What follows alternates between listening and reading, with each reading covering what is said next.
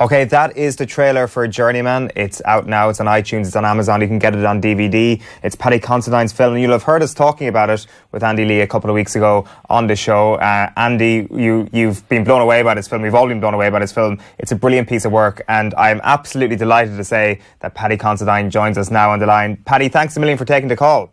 No, you're welcome. Thanks for having me on. Well, the first thing I guess to say is congratulations. You've impressed Andy Lee. It seems you've impressed the boxing community, which I'd imagine is one of the hardest things to do with any boxing film. Yeah, I mean, that was one of the things that I was most afraid of, because you want to try and make it as authentic as you possibly can. And I know a lot of people in the boxing world, and I knew they'd be incredibly harsh critics of the film. But at some point, though, you've just got to let all that go and just tell your story, and you have to use a bit of license, bend a few things, etc. But the response has been fantastic, so I couldn't have asked for anything more from the boxing people. When such as Andy, it gets their seal of approval, and Adam Booth and people like that, then you think, okay, we did something right. Paddy, the thing that blew me away about the film was just the amount of detail that you got correct. And it's one of the things that most boxing films, don't do. What kind of research did you do for the film, or how did you study for the film? Well, I've been a fan of boxing since I was a kid, and been around sort of boxing people, and I'm a fan of the sport. So I'll there's lots of sort of watching press conferences and watching all the the 24/7s and behind the ropes and all that kind of thing. I'm a fan, so you just absorb all of that. And then with regards to the sort of the boxing world, I tried to make it as authentic as I possibly could. So when there's like a press conference, we got Mike Goodall to set it up. We got actual boxing press sat there asking questions. Francis Warren to be the promoter. So there's just this other level of authenticity to the film, like Steve Bunt's in the film playing himself. And I thought bringing in people from that world would somehow just make it more authentic. Yeah, but I know that's kind of more the aesthetic, but even like when Jodie Whittaker goes to hug you after the fight, the fact that you pull away, I've had that experience myself. So myself and my wife went to watch it, and I think we cried about 3 times each during the film. We were emotional wrecks after the film. Yeah, well, one of my best friends was a professional, Matt Gaylor, and he's kind of my oldest friend. So I know him and his wife, known each other for years, so I know what would happen when he'd come home, and how he'd fight for a Midlands area title. Then the next day he's back at work and half of his tongue split and there's stitches in it and his plastering walls battered and bruised. So I'd sort of had some insight into the reality of boxing, really, and not just the stadium view of it all. Yeah, like the dynamic between you and Jodie Whittaker on screen, it's unbelievable. It's so on the nose, and just you wrote, acted in, obviously, but also directed it. And how was that? Was that a challenge for you in terms of critiquing the performances of yourself and of Jodie, and trying to get something out of the performance, but also acting in it as well? Yeah, I was definitely scared of it. I was definitely didn't want to act in it. I just come to the realization that I had to, oddly, and also I thought to myself, if this role was presented to you with somebody else making it, you'd do it, And I realised that my only reason not to make the film was through fear, not to act in it, was just my own fears about the stress. Would I be able to cope with doing all those things? But actually, when it came to making it, everything just fell into place fairly easily. And I think, because Matty post-injury, it seems a bit crass to talk about him as a character, but he is. And it was easy to get into that character, and I had a few little ticks and characteristics that got me into the part. So I was able to switch in and out of them quite easily. And really, it wasn't about watching what I'd done and critiquing it. You almost have to surrender all of that and just do it. And then with your other actors, just pay a mind, make sure that they're all with you, just give them the odd note here and there that they need to steer their performances. But your job as a director is to create the atmosphere, to create the world that they can come into, to do their job to their best ability. And so being a director really is just about creating the tone of the piece and letting people know that it's safe. Okay, there's no mistakes. It's safe to go in there and just perform. And that way you create that intimacy. And I think that's what translates between myself and Jodie, is that kind of trust in the process. If that doesn't sound too stupid. No, it makes total sense. And like, well, just to go back to the details, I just can't, like, the fact, I'm not sure where you found it, but you know, I've seen boxers who've had injuries and boxers who've gone on too long in the career, the kind of the tongue to the top of the mouth where every time he spoke, he kind of made this clicking sound. And I've seen that so many times in boxers who've gone on too long. And again, you nail it. You really did nail it. What? Well, go ahead. I was just going to say, Andy, I went to Headway in Henley, and I didn't meet boxers who'd been injured. I strictly stayed away from any boxers, because you know what it's like. And you've been in many gyms, and everybody in boxing's got a story. And I've actually been in gyms where people have gone, "Oh, you can make a film about my life," and everybody's got a movie in their life. So I stayed away from it, and my research was mainly with people who'd had head injury from car accidents and things like that. So I sat with them and observed their movements, and I noticed. And also, there's a documentary Russell Brand did with Eddie Kidd years ago, and that was the really good frame of reference for seeing the, you know, how injury impacts and how it, you know, affects the mechanics of your body and your behaviours and things like that. So. Yeah, well, it was not that it was a wise move, because people in boxing don't really like to talk about that openly. You know, it's kind of like the side or the dark secret, or, you know, the dark secret in the family that nobody wants to talk about, because they know it's a risk that you take when you go in there, and it's an effect of boxing, but it's kind of brushed under the carpet. Mm-hmm.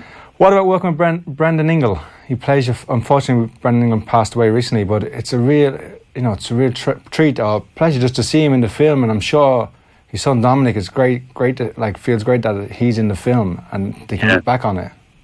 Yeah, well, I'd had a little bit of history with the Ingle gym. I'd been there in the 90s with Neville Brown when he trained there, and leading up to his fight with Frank Grant. So I'd had a little bit of history back then, and that was the classic time with Nazim in the gym and you know, Ryan Rhodes, Johnny.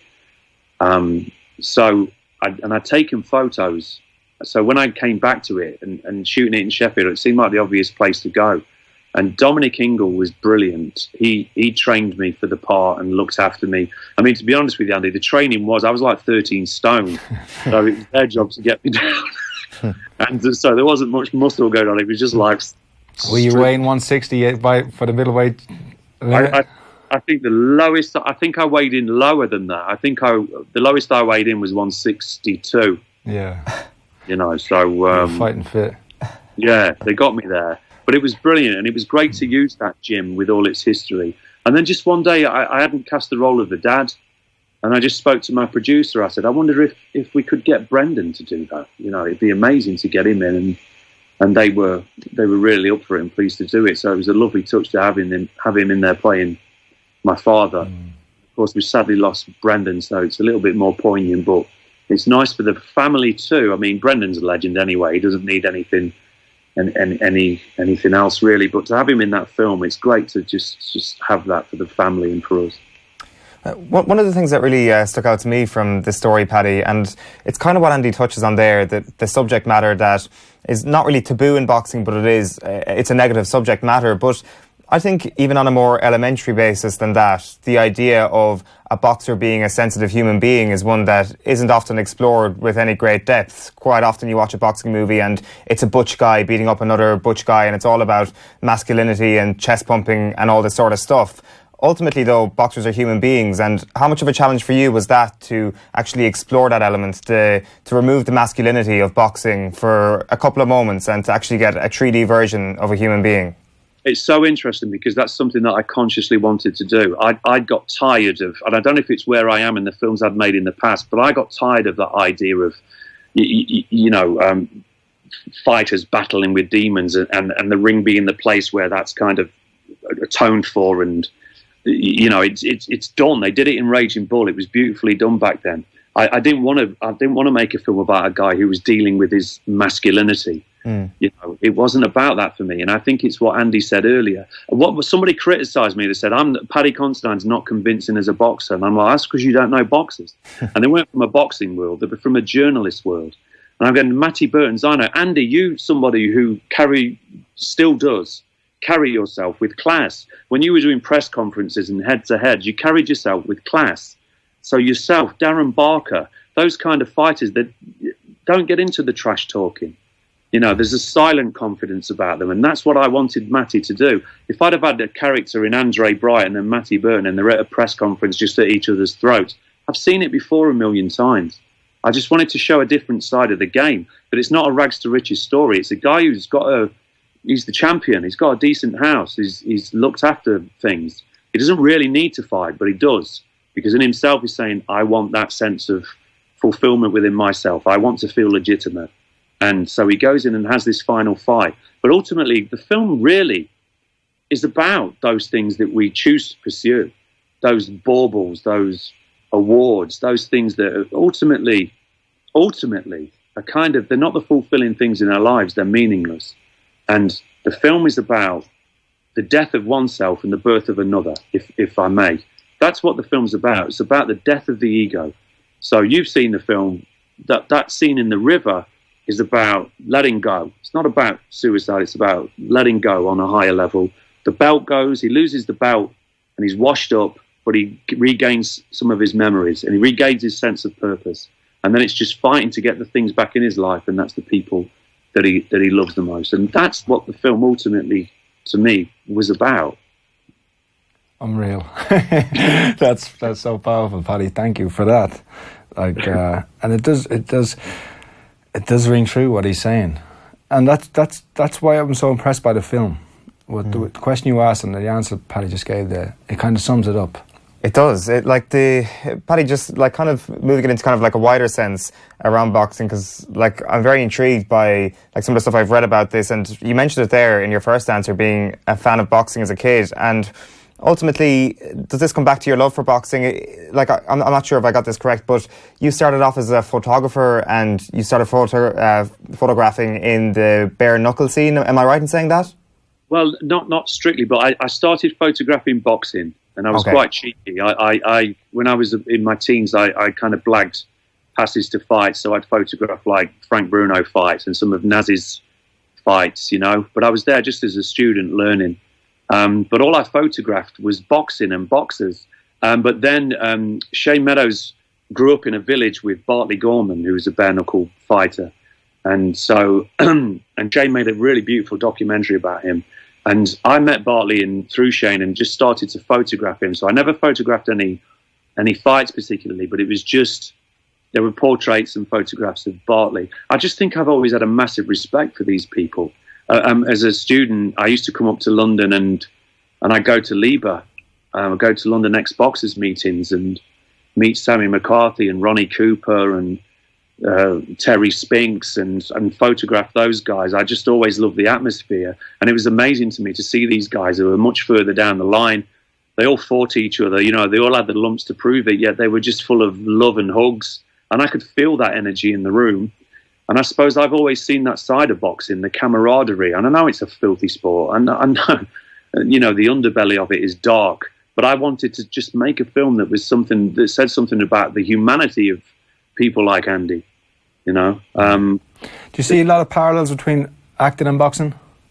I think I've used a lot of... I think boxing has helped me mentally. You know, I'm not a boxer, but I think some of the rhetoric, some of the attitude... that's definitely helped me do the things that I do. You know, it's helped me to get up off my arse. And I always said I'm not a fighter. I can't smack my lips, but I have a fighter's mentality, and I think I got that through my father and through my love of boxing. You know, it's very interesting. I guess as well, the other line that really stuck out to me from early on in this piece is the fact that you didn't want to act in it initially. It's your film. Is that from your own point of view as a person, or is that from your point of view in the cold light of being a director that you didn't want to be acting in it as well? It's because there's a kind of a conflict here. I'm not sure which side of your character kind of shines more in that decision ultimately that doesn't actually end up happening. You do end up acting in it, but what are you thinking when you're thinking to yourself, I don't want to act in this? Well, I have a bit of a toil with acting anyway. I've never been fully comfortable doing it. But it's just one of the sort of little demons you carry with you. But when I became a director and directed my first film, I was just, there was a part I could have played in it, and I didn't. I didn't want to act in my own films, and I make these big statements and end up kind of retracting them or backtracking a bit. But I just didn't want to do that. I wanted to have a definite presence as a director and a different one as an actor. To the point where in my first film, Tyrannosaur, I say a line to Peter Mullen off camera, and I was going to get that line dubbed because I just did not want any part of my physical self to be in it. But there was something about Journeyman. When I'd written it, I realised oddly, it's hard to say this because you're not equating yourself to an injured fighter in any way, but there was something about myself in that part, I think, when I wrote it. And I think my reasons for not doing it, because I thought about acting in it, and my reasons were all excuses, and they were all physical. It's like, oh, your neck hurts, you're too old, your neck hurts, your hip hurts, you're not going to do it, you won't cope, you'll break down halfway through, you won't be able to wear all those different hats. And I just realised that my only reason for not acting in it was fear. It was just pure fear, and fear is not a good enough reason. And so I just came to the realisation that I had to do it, and I realised that I'd actually written it. I write with people in mind, and of course I'd written it with myself in mind, and that's what the realisation that I came to. And acting in it as well as directing it, and that was just another challenge to me. It was just another door that I had to break through. I don't think I'll act in every film that I make, but this one I just think felt personal. Yeah, it sounds like your decision to act in the movie was an act of defiance rather than an act of submission, and I guess that's what I was trying to say, that I wasn't quite sure what you're thinking, but it was an act of defiance. Would I be fair to say that it's proving to yourself that you're able to do it, that like this is possible, and like we can chat about this, but the kind of different mental dilemmas you've been going through, is that what you're feeling before you make the decision to act in Journeyman? Yeah, I think so. I think I think if something terrifies you, then you've got to do it. You've got to do it. You've got to go through it. And also, in amongst that is a sort of self-preservation too, as an actor and as a filmmaker. There's, like I said, if somebody had come to me with this part, I wouldn't have thought twice about it. And we think ego is the thing that inflates us, but your ego makes you small. It's your ego telling you that you can't do it, that you're going to fail, and you just have to meet that with truth. You have to challenge that in order to kind of diminish it in a way. So I have all this stuff going on in me that I have to sort of face. People call them demons or whatever, but I had to face that, if that makes any sense. The way I was thinking about this film was your fight. You had to take it like a fight. Do you think you continue to act and direct in your own films, direct and act in your own films? Maybe, Andy. Maybe. I think so. Maybe. You see, I think with Journeyman, I looked at it and I was so critical of it for such a long time, and I thought to myself, if you were just directing it, you would have got better coverage, you would have got better shots, you would have been on the outside more and been able to. I look at it and I think you missed a shot there, you missed something over here, an opportunity, just because you were so steeped in it. But I think that's the trade-off. I think if you're going to go that deeply into a character and direct it, maybe if I directed myself again, I might have just that better awareness of different things. But I was so steeped in the story. The story was God, that was the thing. And I just had to honour that. So you learn your lessons, don't you? And so if I did it again, I might direct myself again, but a bit more experience this time. Yeah, like it's very interesting listening to all that and kind of looking at your career through that prism. And like ultimately it's a very plastic thing to chat to every actor about Hollywood, to chat about the potential of going to Hollywood. And I think you've done 2 studio films, and it's clearly been a deliberate decision by you to stay in the Midlands in England, to not go to Los Angeles. And I guess, does that feed into the character you've just been talking about, that there is a certain sense of authenticity, but that's also allied with the fact that you've had to fight to continue as an actor, to fight and kind of stay true to yourself, that those 2 things are almost one and the same?